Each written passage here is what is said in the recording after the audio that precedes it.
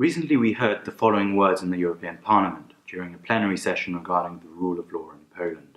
Saturday, Mr. President, there were 60,000 fascists marched in the streets of Warsaw. Neo-Nazis, white supremacists. And I'm not talking about Charlottesville in America, I'm talking about Warsaw, Poland, at 300 kilometers, more or less, of Auschwitz and Birkenau.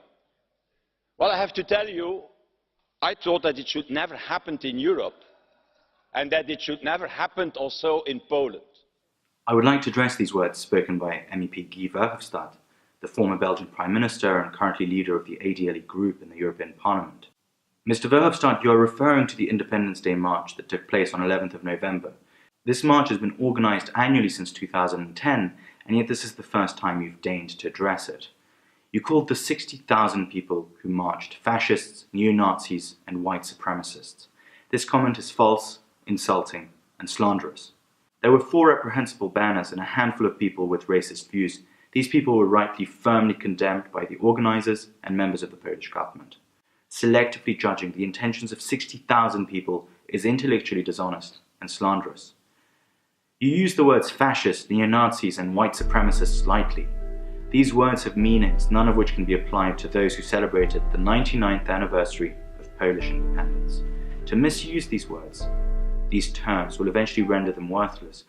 Furthermore, the abuse of these words and their use out of their proper context shows disrespect to those who suffered and died at the hands of fascism and Nazism.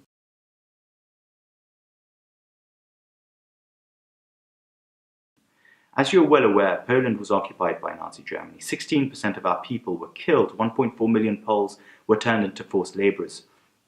Our capital city, Warsaw, was flattened, our economy wrecked, our country pillaged and stripped of its wealth. The Independence Day March congregates thousands of people who support a wide range of parties and have a wide range of opinions. They are there to walk down the streets of our capital city in a sea of red and white flags to celebrate that we are free. The elderly were there, war veterans, families, men and women, all sharing the same deep love of our country. You called us fascists and neo-Nazis, yet war veterans who fought the actual Nazis attended. We chanted the slogan, "Honour and glory to our heroes." Those heroes are the brave men and women of the Home Army who resisted German totalitarian rule over our country. Tens of thousands of them gave their lives for Poland. You call us white supremacists, yet this Polish man, Dr. Bawer Ałądło-Aka, is taking you to court over your slanderous comments. He marched with us. We marched because we are proud Poles, proud of our history, of our endurance as a people, of our heritage, and because we are patriots who are happy to live in a free and independent country. We marched peacefully and without incidents.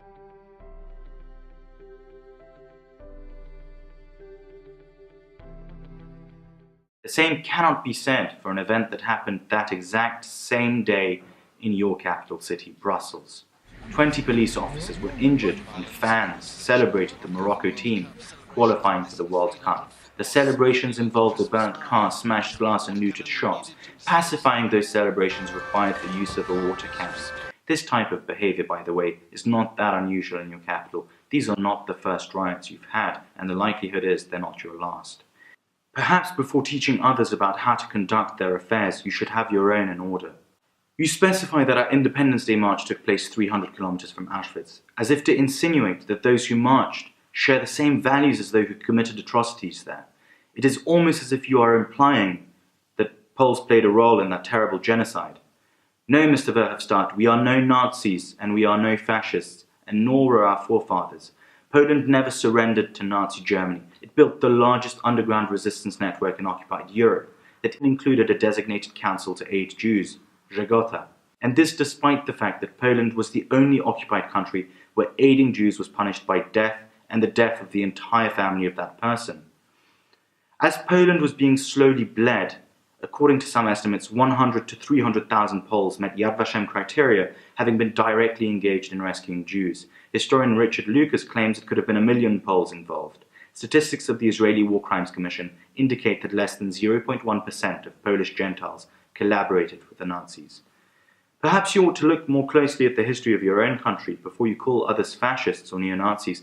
After all, there were pro-Nazi political organizations in both Flemish and Walloon communities before and during the war.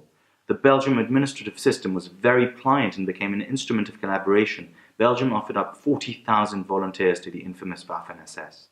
Just on a final note, you lecture Poland and talk about the rule of law, yet you were the founder of the Spinelli Group, which you named after Altieri Spinelli, a prominent former communist politician.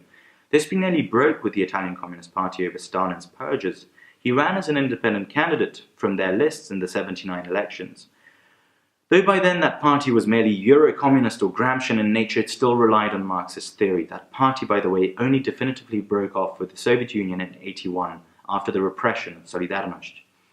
You are quick to accuse people of fascism, yet you yourself are building upon the legacy of a man who was a communist and remained closely associated to that party to the end of his life, a party whose totalitarian ideology caused not only Poland great suffering, but the whole world.